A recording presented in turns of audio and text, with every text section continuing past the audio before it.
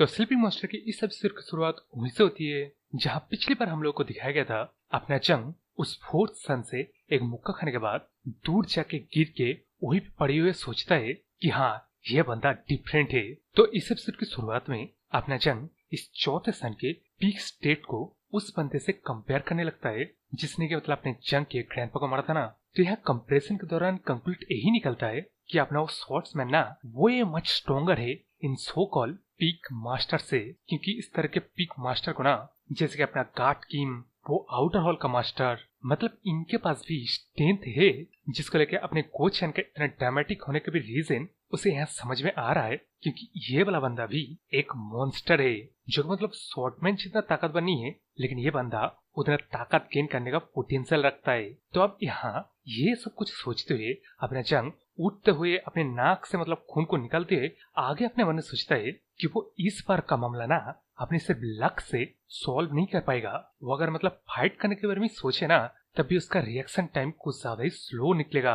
लेकिन अब यहाँ कमाल की बात तो ये है अपना जंग यहाँ मन में सोचता है कि अगर वो इस तरह मार्शल आर्ट सीख ले तब का वो भी इतना ताकतवर बन पाएगा। तो अब यहाँ अपने जंग के दिमाग में तब अगर मगर नहीं आता क्योंकि उसे इन मार्शल आर्टों को सीखना है और उसके ग्रैंडपा का बदला लेना है। तो अब यहाँ अपने स्लीपिंग मॉन्स्टर को एक क्लियर कट रास्ता मिल गया है। उसका मतलब पहले लक की वजह से कह लो या उसके पर्सनैलिटी या बिहेवियर से कह लो या नहीं तो वो जो डार्कनेस चीज है ना जो मतलब राइटर अभी भी सीक्रेट बनाने की कोशिश कर रहा है। तो मतलब कहने का मतलब ये है इन सभी चीजों को पाने के बावजूद भी उसके पास सारे डॉट को कनेक्ट करके एक बिल्कुल ही क्लियर कट रास्ता नहीं था जो कि अभी उसे नजर आ रहा है। इसलिए वो अपने खून को पोंछते थोड़ा सा हंस के बाहर कहता है कि तेरे मुक्के में दम है हाँ। जिस बात को सुन के अपने चौथा सन और भी ज्यादा गुस्सा हो जाता है और कहता है मेरे मुक्के में दम है हाँ तेरी तो रुक, जब इस दम वाले मुक्के से ना तुझे इनफ पिटाई कर दूंगा तब तुझे ठीक ठीक से होश आएगा। लेकिन उस तरह अपना जंग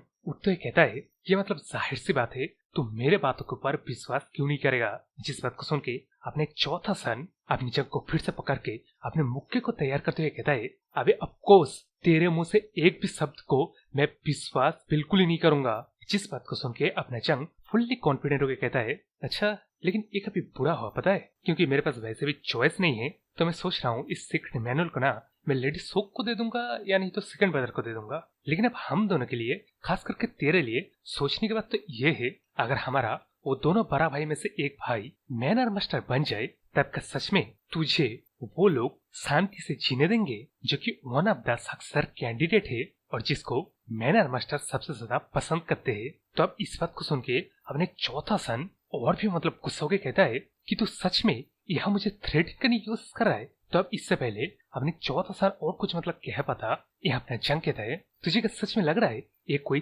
थ्रेट है तेरी जिंदगी चल रहा है साले। तो अब इस बात को सुन के अपने चौथा सन एकदम मतलब हैरान हो जाता है। वो अपनी जंग को छोड़ देता है लेकिन वो सवाल पूछता है कि तू कौन है, तो रियल मक अंकुंग नहीं हो सकता। तो अब यहाँ ऐसा लग रहा था अपने जंग का फुल भंडा फूट गया है और मतलब उस तरफ कोचन के रिएक्शन को देख रहे हो। लेकिन इस तरफ अपना जंग द गोट द चैर एकदम ही नेचुरल पोकर फेस बना के कहता है कि मैं मक अंकंग नहीं हूंगा तो कौन हूंगा। तब इस बात को सुन के इस तरफ अपने चौथा सन कहता है क्या। तब इस क्या की जवाब अपने द गोट द चैर देता है कि तू ऐसे कह रहा है कि तू मेरे बारे में सब कुछ जानता है। जिस बात को सुन के अपने चौथा सन मक करते हुए कहता है कि मैं तेरे को नहीं जानता, तेरे जैसा एक लिकिंग कुत्ता बस एक बार मेरे हाथों से वो 2 साल पहले मार खाने के बाद ना मैं जहां भी जाता था तो वहां से भाग जाता था। अभी तो प्रॉपरली इवन मुझसे बात भी नहीं कर पाता था। जिस बात को सुन के अपने जंग कहते हैं हाँ लेकिन इसके अलावा तू मेरे बारे में क्या जानता है। जिस बात को सुन के इस चौथे सन को मतलब झटका लगता है लेकिन अब उस तरफ अपने जंग भूलना बंद नहीं किया था।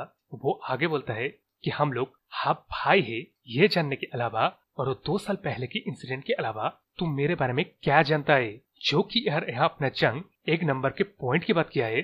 जिस बात को सुन के उसका मतलब सस्पिशियस तो छोड़ो ये सामने बंदा खरा रियल थर्ड सन है कि नहीं वो सच्ची मुच्ची में खुद को बड़ी सवाल करने लगता है। लेकिन इस तरफ अपना जंग आगे बोलता है कि क्या तुझे पता है मैं क्या पसंद करता हूँ, मैं क्या हेट करता हूँ, मैं क्या सोचता हूँ, मैं किस तरह की सिचुएशन में भी हूँ और मैं मैनर मास्टर आखिर क्यों नहीं बनना चाहता हूँ। तेरे के इन सवालों के एक के भी जवाब तेरे को पता है। जिस बात को सुन के अपने चौथा सन चिल्ला चिल्ला के कहने लगता है कि तो फिर तेरे को क्या पता है मेरे बारे में। तो यार यहाँ देख रहे हो, अपने स्लीपिंग मॉन्स्टर ने सिचुएशन को ही पलट दिया पूरा कपड़ा, क्योंकि आप अपने चौथा सन कहता है वो तुम लोग हो जो मेरे ऊपर एक लेवल चिपका दिया है कि मैं एक इंफीरियर बास्टर्ड का सन हूँ। तुम मुझे पूछने देना मेरे पास ही तो क्यों आया है इस इंफीरियर बास्टर्ड के सन के पास? वो तुम लोग हो जिन्होंने मुझे कभी भी एक्नॉलेज नहीं किया है, तो मेरे पास तो आखिर क्यों आया है? तेरे पास बेटर ऑप्शन है बेटर गाइस के पास जाके नेगोशिएट करना। तो अब जिस चीज को सुन के अपना स्लीपिंग मॉन्स्टर कहता है कि वो सबसे बेस्ट है, तो यहाँ अपने जंग ने योर द बेस्ट कहा है, जिसके यार सेवरल मतलब निकलता है, मतलब वो एक बेस्ट कैंडिडेट है। नहीं तो जो मतलब एक्नॉलेज को सीख कर रहा था ना, ये जो बेस्ट है ये मतलब उसका एक्नॉलेजमेंट है। इसके अलावा एक और मीनिंग हो सकता है कि मतलब ये बास्टर्ड सन है सब लोग कहते हैं, तो पहली बार आपने हाफ भाई के मुंह से सुन के मतलब तारीफ सुन के उसे यहाँ सबसे बड़ा झटका लगता है। तो अब यहाँ इस झटके के बाद हम लोग को थोड़ा सा अपने चौथे सन के फ्लैशबैक को देखा जाता है, जिसमें यार इसको बचपन से ही इंफीरियर ओरिजिन की वजह से बड़े प्रेस्टिजियस फैमिली से अलग कर दिया गया है, जिसलिए वो बचपन से ही एकदम ही लोनली और आइसोलेटली बड़ा हुआ है।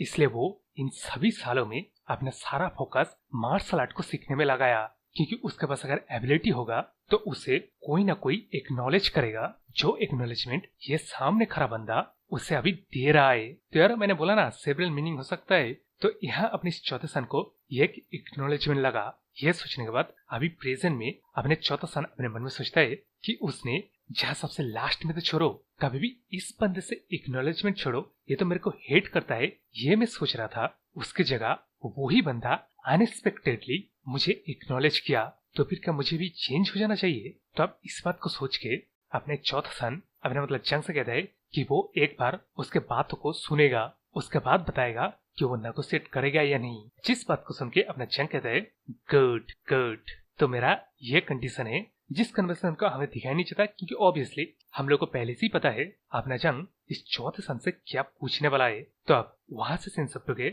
इस तरफ अपना जंग वापस लौट रहा है गुनगुनाते हुए, लेकिन वहां अपना क्वेश्चन सीक्रेटली अपने दिमाग में अपने मतलब जंग को एडमायर करने लगता है कि मतलब वो कितना अमेजिंग है, उसने इस सिचुएशन में एकदम ही मास्टर स्ट्रोक खेला। मतलब यहाँ अपने जंग ने जिस नेचुरल वे में किया ना, उस तरीके से कोई और बंदा कर ही नहीं सकता है। इस तरफ अपना कोचन कहाँ क्या कुछ सोच रहा था कि अपना जंग इस मतलब चौथे सन से कैसे कन्विंस कर पाएगा, लेकिन अभी जो उसने विटनेस किया ना, इसलिए वो एडमिट कर रहा है मतलब अपना जंग अमेजिंग है। तो अब यहाँ अपने जंग को केयरफुली प्लानिंग करना पड़ता कि वो कैसे उस बेसिक मार्शल आर्ट को उस मतलब चौथे सन से निकाल पाएगा, क्योंकि सब लोगों को पता है कि बेसिक मार्शल आर्ट किस तरह से ब्लड लाइन के बंदे ही सीख सकते हैं। तो उसने उस नेगोशिएशन में, जो कि अब जगह हम लोग को देखा जा रहा है, जहाँ की अपना जंग ने 3 कंडीशन रखा था। तो यहाँ पहला रिक्वेस्ट था कि जब अपने चौथा सन मैन आर्म मास्टर बन जाए ना, तब वो अपने जंग को अकेला छोड़ देगा। सेकेंड रिक्वेस्ट ये है कि उसे अपने जंग को फाइनेंशियली सपोर्ट करना पड़ेगा। जिस बात को सुन के अपने चौथा सन कहता है सब कुछ ठीक है, अगर तू मेरा पीछा छोड़ देगा तब मैं तेरा भी पीछे छोड़ दूंगा। तो जल्दी जल्दी लास्ट रिक्वेस्ट क्या है बता। जिस बात को सुन के अपना जंग बिल्कुल नेचुरली ऐसे कहा कि उसे इस चीज की जरूरत नहीं थी, लेकिन फिर भी मांगने के लिए बस मांग रहा है। लेकिन एक्चुअल बात तो यह है अपना जंग ये बेसिक मार्शल आर्ट ही सबसे ज्यादा चाहता था।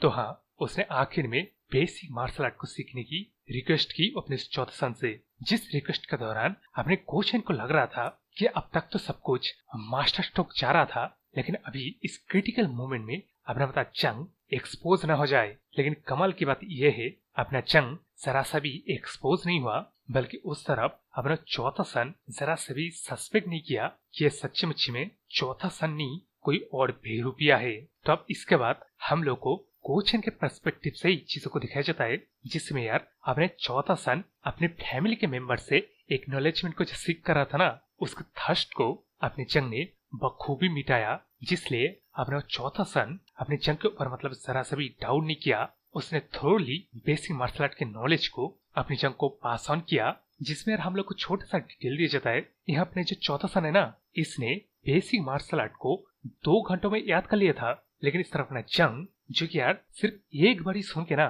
सारे के सारे बेसिक मार्शल आर्ट के मेथड को परफेक्टली याद कर लिया। जिसका मतलब कहा जाए तो अपना जंग इस दुनिया के स्मार्टेस्ट इंसानों में से एक इंसान है। इसके बाद अपना कोचन आगे सोचता है कि उसका इनिशियल प्लान अभी मतलब जंग से जुड़ना नहीं था, लेकिन जब अभी मतलब जंग से जुड़ गया ना, तब वो मतलब ग्लैड फील कर रहा है कि वो इस जंग का दुश्मन नहीं बना। तब इसके बाद बाहर अपना गोचेन अपना जंग का मतलब और भी लॉयल हो जाता है और मतलब और भी सम्मान से बिहेवियर करते हुए अच्छे से थ्रोली तारीफ करते हुए जंग से पूछता है कि उसका प्लान तो अमेजिंग था, लेकिन ये सीक्रेट मैनुअल देना ये कुछ ज्यादा बड़ा कीमत नहीं चुकाना पड़ा। जिस बात को सुन के अपना जंग कहता है, हाँ तो इससे क्या फर्क पड़ता है, वैसे भी मैंने उसे ठीक तरीके से उस मार्शल आर्ट को नहीं सिखाया है। जिस बात को सुन के इस तरह अपना कोचेन एकदम ही स्टंड हो जाता है, क्योंकि यार इस तरह अपने जंग आगे बढ़ता है कि उसने इस चीज का रिवील कर ही दिया है, तो उसे ये भी पता होना चाहिए कि अपने जंग ने ना हर 13 या 15 शब्द में चेंजेस किए हैं, जो कि करते हुए उसे भी डर लग रहा था कि उसके ऐसा करामत पकड़ा नहीं जाए, लेकिन थैंकफुली मैं पकड़ा नहीं गया। एक अच्छी बात है ना कोचन। जिस बात को सुन के इस तरह अपना कोचन सोचता है कि मुझे लग ही रहा था ये मॉन्स्टर बड़ी आसानी से ऐसे प्रेशियस चीज को बस इसी मतलब दे दे रहा है। जिस बात को सोचते है बाहर अपना कोचन कहता है कि उसने अगर ऐसे गोलमाल किया है ना, तो ट्रेनिंग के दौरान अपना चौथा सन चीट डिविएशन की वजह से, गलत तरीके से प्रैक्टिस करने की वजह से कभी भी दोबारा मार्शल आर्ट को यूज नहीं कर पाएगा। बूढ़ा से बूढ़ा वो चौथा सन ऑन द स्पॉट मर भी सकता है। जिस वक्त सन के अपना जंग कहता है तो किसे फर्क पड़ता है। तब ऐसे हंसते इस तरह की बात करते हुए देख के ना अपना कोचन सिर्फ एक ही चीज सोच पाता है कि अपना जंग एक डेविल है, लेकिन वो बाहर कहता है कुछ नहीं, कुछ भी तो नहीं। तो अब वहां से सीन से रुके हमें अंधेरे में इस सेडी जगह को दिखाया जाता है, यानी कि वही सैमन लेओ को, जहाँ की ये बंदा कैंडल के बीच में, इस जगह का नाम शायद या इस बंदे का नाम सैमिन रिफ्लेक्शन है, तेरी ये जगह का ही नाम होगा, जहाँ सैमन लेओ का बिजनेस करने वाला यानी कि फिनिक्स पेविलियन का मास्टर आता है, जो कि आते हुए इस बंदे को रिफ्लेक्शन करके पुकार के कहता है कि उन लोगों को न्यू मून का अभी तक कोई न्यूज ही नहीं मिला है। तो मतलब जो सैमन लेडी था ना, उसका नाम न्यू मून है, जिसके बारे में आगे अपने फिनिक्स पेविलियन का मास्टर बात करते हुए कहता है कि न्यू मून ने ना बल्कि अपने मिशन को कंप्लीट किया है, बल्कि उसने लेडी सोक को एक्सपोज करके वहां से कहीं भाग गया है। इस वजह से हम लोग का रिलेशन सोक पेट्रियस से काफी बिगड़ गया है, हम लोग का काफी बदनामी हुई है। तो मैं ऑर्डर देता हूँ तुझे, मेरे लवेड डिसाइपल न्यू मून ने इस तरह लेडी सोक को धोखा क्यों दिया है, और हमारा ये जो इमेज डैमेज हुआ है ना, हमारा ये जो बदनामी हुआ है, इसको और न्यू मून को ढूंढ के मिशन को कंप्लीट करके हमारे डैमेज है इमेज को रिस्टोर करके तू वापस आएगा। जिस बात को सुन के ये बंदा, यानी कि शायद इसका नाम ही रिफ्लेक्शन है, कहता है ये सर। तो उस तरफ फिनिक्स पेविलियन से किल ड्रॉप जारी हो चुका है, इस तरफ अपना जंग बेसिक मार्शल आर्ट के सीखने के साथ साथ उसके पास एडवांस मार्शल आर्ट भी है, अपना एनर्जी कोड भी बन गया है जो कि डेथ और इंची से बना है, और एलाई के तौर पे वो आउटर हॉल का मास्टर है, और सबसे बड़ा हथियार अपना एजर घोस्ट है। लेकिन इन लोगों की तरफ कैलामिटी ढाने वाला बीस्ट है, एक डिमेनिक बीस्ट है। तो किस तरह के टक्कर का फाइट होगा ये तो हम लोग को स्टोरी में आगे जाके ही पता चलेगा। लेकिन यहाँ अब लोग को अंदाजा लग गया होगा, चैप्टर भी खत्म हो जाता है, मेरा एपिसोड भी। तो ऐसी एपिसोड पाने के लिए मेरे चैनल को सब्सक्राइब कर लीजिए और लाइक शेयर कमेंट जरूर करना। तो बाय।